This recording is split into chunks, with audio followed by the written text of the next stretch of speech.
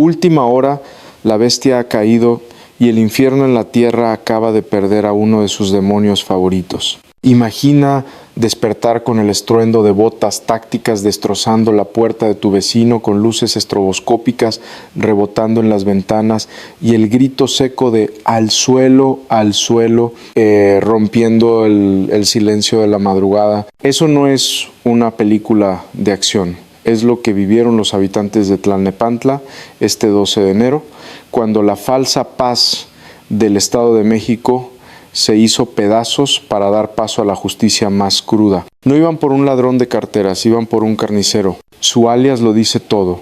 Un nombre que en los callejones de la Gustavo Amadero se susurraba con terror puro, con ese miedo que seca la boca y te hiela la sangre, le dicen el monstruo de la Unión, Sergio Iván N.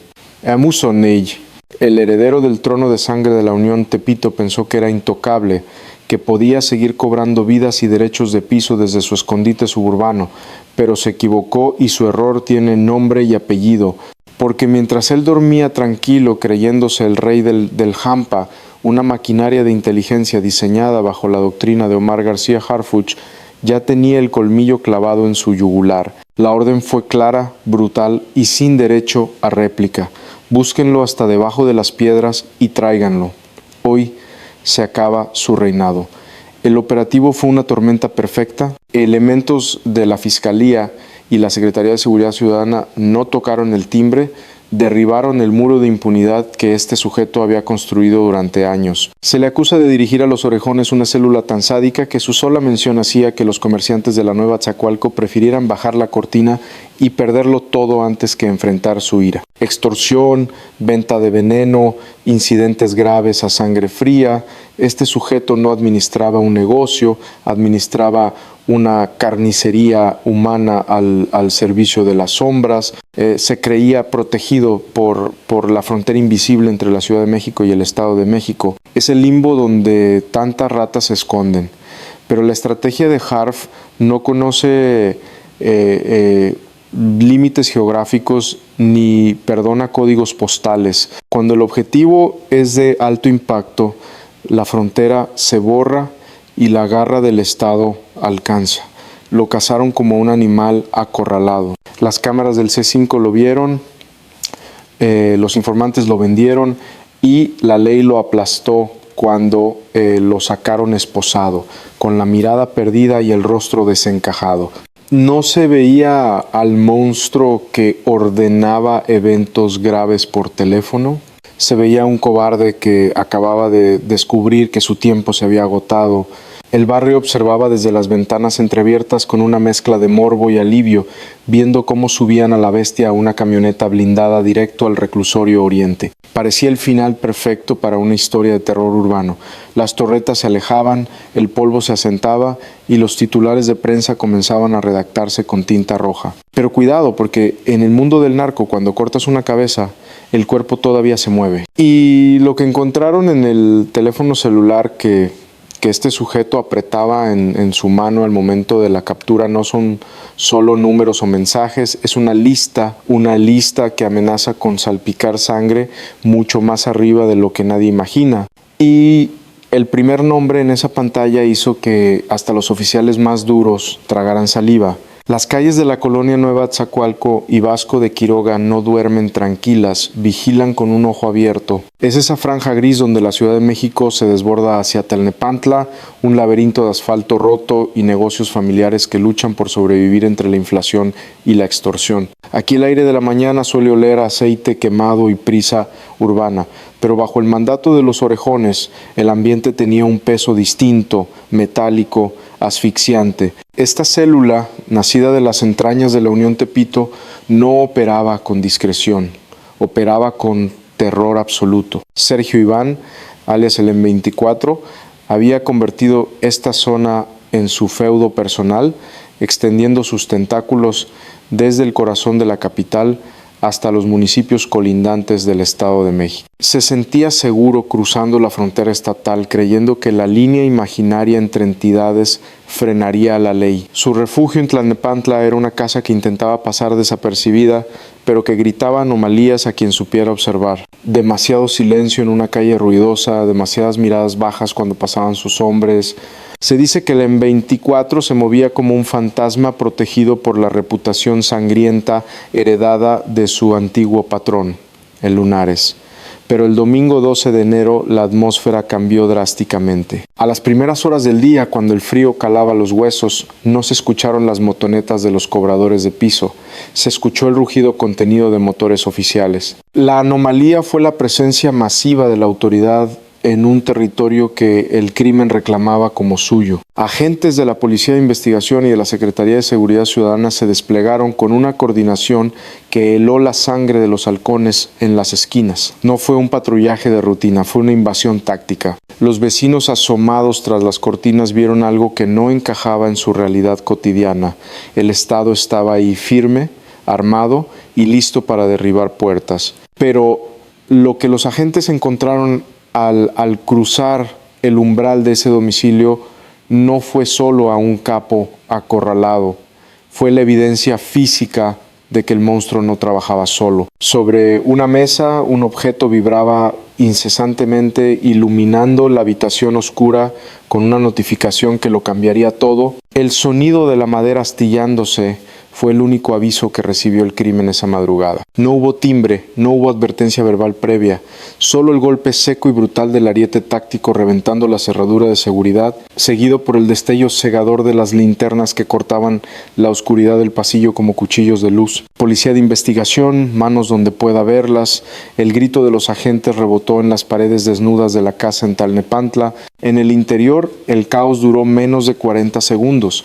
Sergio Iván N., el hombre de 41 años que había sembrado el pánico en la alcaldía Gustavo Amadero, no tuvo tiempo de alcanzar el objeto que guardaba cerca. Fue neutralizado en su propia sala. El olor a encierro y sudor frío llenaba el aire mientras los elementos de la Secretaría de Seguridad Ciudadana aseguraban el perímetro, bloqueando cualquier ruta de escape por las ventanas traseras. El M24 fue derribado al piso con la cara pegada a la loseta helada, sintiendo el peso de las botas tácticas sobre su espalda. En ese instante, la leyenda del monstruo de la Unión se desmoronó. Ya no era el líder intocable de los Orejones, era solo un hombre de mediana edad, sometido, respirando con dificultad, escuchando cómo le leían sus derechos por el delito de asociación delictuosa agravada. No hubo balacera, pero la tensión eléctrica en el ambiente era palpable. Los agentes sabían que estaban capturando a un colaborador directo de Lunares, un perfil de alta peligrosidad capaz de ordenar eventos graves con una sola mirada. Lo levantaron esposado. Sus ojos, inyectados de rabia y sorpresa, barrieron la habitación buscando una salida que ya no existía. El operativo limpio y coordinado gracias a la inteligencia del C5 había sido un éxito rotundo, pero mientras lo escoltaban hacia la salida, uno de los comandantes notó algo en la mesa de centro, junto a las sustancias y el dinero. Una fotografía vieja, arrugada, manchada de algo que parecía café o sangre seca, y la imagen mostraba un rostro que nadie esperaba encontrar ahí. Para entender la magnitud de esta captura, no basta con mirar la ficha policial de un hombre de 41 años. Hay que mirar a los ojos de quienes han vivido bajo su yugo. En las colonias Nueva Tzacualco y Vasco de Quiroga, en la Gustavo A. Madero, el miedo tiene horario de oficina. No son cifras en un papel. Son la señora que vende tamales y debe entregar la mitad de su ganancia antes del mediodía. Es el dueño de la ferretería que prefiere cerrar antes que recibir otra visita de los cobradores de este sujeto. Sergio Iván N. no era un operador impulsivo. A sus 41 años, el M24 representaba la evolución fría del Hampa, un hombre que aprendió el oficio de la confrontación de los peores maestros. Su perfil está manchado por la sombra de su mentor Oscar N., alias el Lunares, un individuo que cumple una condena de 27 años por un grave incidente contra una mujer en un puesto de comida sin mediar palabra. Esa es la escuela de los Orejones: actuar por capricho, extorsionar por sistema. El M24 heredó esa insensibilidad, convirtiendo la extorsión y los incidentes graves en una rutina administrativa en el norte de la capital. pero mientras él contaba billetes manchados al otro lado del tablero, la estrategia de seguridad se endurecía. Omar García Harfuch ha sido claro en su doctrina institucional. No se persigue solo al que dispara, se persigue al que cobra, al que ordena, al que aterroriza. La inteligencia naval y policial sabía que este sujeto no era un simple operador, era el eslabón que mantenía viva la metástasis de la Unión Tepito en el Estado de México. La captura de Sergio Iván no es solo un triunfo legal, es un respiro para cientos de familias que hoy por primera vez en años pueden subir la cortina de sus negocios sin sentir un nudo en el estómago. Sin embargo, al revisar sus comunicaciones, los analistas descubrieron que la lealtad en este grupo tiene un precio y el M24 no era el último en la cadena alimenticia. Había 2 nombres más en su agenda, 2 apodos que controlaban los hilos desde aún más arriba. Para la inteligencia policial, los Orejones no eran una simple pandilla de barrio, eran una infección sistémica diseñada para explotar las fronteras invisibles de la metrópoli. El mapa que los analistas de la Secretaría de Seguridad Ciudadana trazaron sobre el escritorio no mentía. Una línea roja de dinero sucio conectaba el corazón de Tepito con la periferia norte. Su zona de confort tenía coordenadas precisas las colonias Nuevas Atzacoalco y Vasco de Quiroga en la alcaldía Gustavo Amadero. Allí, en ese laberinto de concreto, el M24 y su célula imponían su ley. Narcomenudeo a plena luz del día, extorsión a comerciantes y robos coordinados. Pero la genialidad perversa de su operación radicaba en su movilidad. Golpeaban en la Ciudad de México y se refugiaban en el Estado de México utilizando el municipio de Tlalnepantla como dormitorio y bodega, creyendo que el cambio de jurisdicción cegaba a las autoridades. Era un corredor de impunidad que funcionó durante meses. Sin embargo, las investigaciones revelaron que Sergio Iván N. no era un lobo solitario, era un gerente operativo dentro de una franquicia de actividades ilícitas mucho más grande. Los organigramas de inteligencia lo vinculan directamente con 2 figuras oscuras que operan desde las sombras, el Cabezón y el Tuna. Estos sujetos, identificados como figuras relevantes dentro de la estructura actual de la Unión Tepito, utilizaban al M24 como su brazo ejecutor para mantener el control del norte. La estructura era piramidal y despiadada. El dinero subía hacia los líderes y las amenazas bajaban hacia quienes se negaban a pagar el derecho de piso. El monstruo era el engranaje que hacía girar esta maquinaria, asegurando que la lealtad a la vieja escuela de Lunares se mantuviera intacta a través del miedo. Pero al desmantelar este nodo logístico en Tlalnepantla, las autoridades no solo detuvieron a un hombre, cortaron el flujo de efectivo y comunicación de toda la célula. El silencio en los radios de los halcones esa mañana fue la confirmación de que el sistema había fallado y lo que los agentes descubrieron al analizar las rutas de escape trazadas en los mapas digitales del detenido reveló un plan de expansión que estaba a punto de ejecutarse, un plan que, de no haber sido interceptado esa madrugada, habría convertido otra alcaldía en zona de conflicto. Lo que parecía el cierre de un capítulo en Tlalnepantla pronto se reveló como la apertura de una caja de Pandora mucho más peligrosa. Cuando los peritos forenses desbloquearon los dispositivos móviles incautados al M24, el ambiente en la sala de análisis se volvió gélido. No se trataba solo de listas de cobro o contactos de narcomenudeo local. Lo que encontraron fue una línea de comunicación activa, pulsante y directa con el pasado que la ciudad creía haber enterrado. Los mensajes confirmaron lo imposible. Sergio Iván N. no operaba con autonomía total. Seguía instrucciones que parecían emanar de una estructura que se creía decapitada. La sombra de Óscar N., alias el Lunares, ex líder de la Unión Tepito, condenado a 27 años de prisión, se proyectaba sobre cada movimiento de los Orejones. El giro dramático fue brutal. El M24 no era un remanente aislado, era un proxy, un avatar operativo diseñado para mantener vivo el imperio de Lunares desde afuera. A través de intermediarios como el Cabezón y el Tuna, las órdenes de extorsión y confrontación fluían desde el sistema penitenciario hasta las calles de la Gustavo Amadero. La captura del 12 de enero no solo desarticuló una célula, rompió el cordón umbilical que alimentaba a la bestia encarcelada con dinero fresco de la extorsión. El análisis de inteligencia reveló que la orden de aprehensión emitida apenas 5 días antes, el 7 de enero, fue ejecutada con una velocidad inusual. Esto no fue burocracia, fue una carrera contra el tiempo. Los sistemas del C5 y la inteligencia de campo detectaron que los orejones estaban a punto de iniciar una purga contra grupos rivales en el Estado de México para consolidar su poder. El Estado llegó apenas unas horas antes de que se desatara un evento mayor. Pero entre los archivos digitales del detenido había un audio reciente enviado esa misma mañana. Una voz distorsionada daba una instrucción final, una orden que el monstruo ya no pudo cumplir, y el contenido de esa grabación obligó a Omar García Harfuch a reajustar todo el tablero de seguridad esa misma tarde.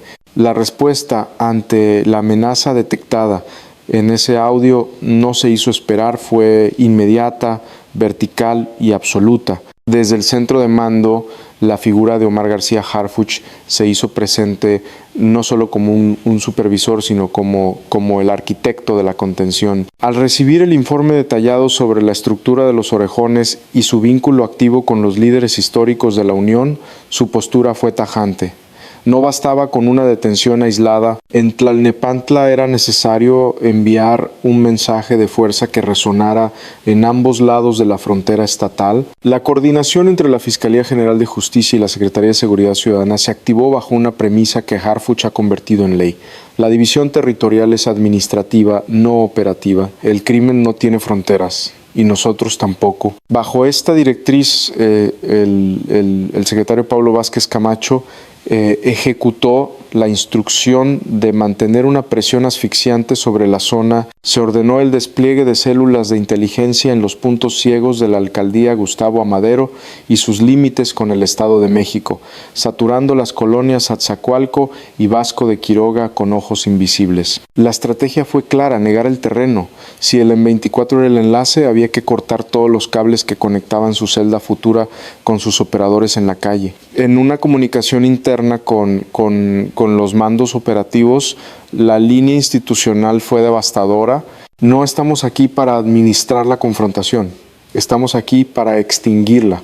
Si ellos se reagrupan, nosotros golpeamos el doble de fuerte. Esta acción conjunta, respaldada por las denuncias ciudadanas que empezaron a fluir tras la captura, demostró que la maquinaria de justicia ya no es lenta ni torpe. La jefa de gobierno instruyó mantener los operativos de alto impacto, pero fue la visión estratégica de Harf que convirtió una orden de aprehensión en un golpe estructural. El monstruo ya estaba en una celda del reclusorio Oriente aislado y neutralizado. Sin embargo, mientras las patrullas blindaban el norte de la ciudad, en las calles vacías de Tepito, algo comenzó a cambiar. El vacío de poder que dejó esta captura no se quedó estático, y lo que los informantes comenzaron a reportar al caer la noche indicaba que la caída del M24 había despertado el hambre de alguien más.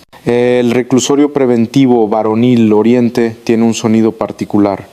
Es el chirrido seco del acero oxidado, sellando destinos. Cuando Sergio Ivanene cruzó ese umbral, dejó de ser el temido M24 para convertirse en un número de expediente más a disposición de la autoridad judicial, pero afuera su caída provocó un terremoto silencioso en la geografía del crimen. Para la estructura financiera de la Unión Tepito, perder a la cabeza de los orejones no es un simple contratiempo logístico, es una amputación económica. Este sujeto no solo administraba la extorsión sistemática en colonias clave como Nueva, Atzacoalco y Vasco de Quiroga. Sin su mano firme, los cobros se detienen, los enlaces se rompen y la cadena de mando que conectaba operadores como el Cabezón y el Tuna fractura peligrosamente. En los mercados y tianguis de la Gustavo Amadero, la noticia corrió más rápido que la pólvora.